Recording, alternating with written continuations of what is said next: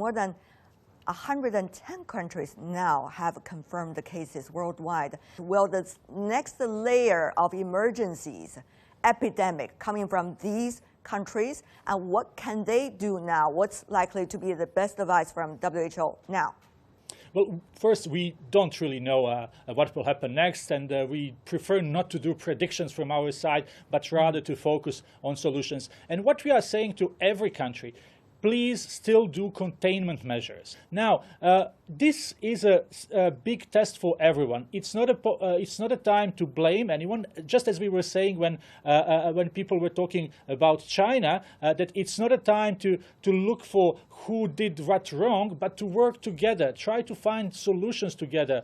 And countries should not let it go just like that and give up and say, well, we don't know where everyone will get the virus. But we have seen what countries like China, South Korea, or Singapore have done, and they have done very strong basic public health actions in terms of epidemiological surveillance, and that's basically finding people who are infected, testing them, treating them, looking for their close contacts, and trying really in that way to slow down or to interrupt the transmission chain. So countries are trying hard, we know that. Yeah.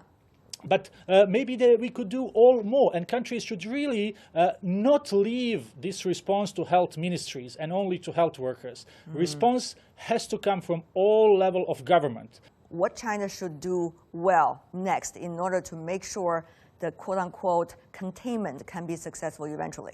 Well, you have heard the WHO in past weeks saying loudly to everyone that there is something to be learned from China. Now, obviously, it is important to keep strengthening health system. We never know how this virus can go. It's a new virus, and we have seen in the past with other diseases, with other outbreaks, that epidemiological curve can go up and down. You can have setbacks easily. And that can happen anywhere. Yeah. So it is important to remain ready to continue to do epidemiological surveillance and public health measures, and basically try to show that to others who are just starting to be in that situation where China was months ago.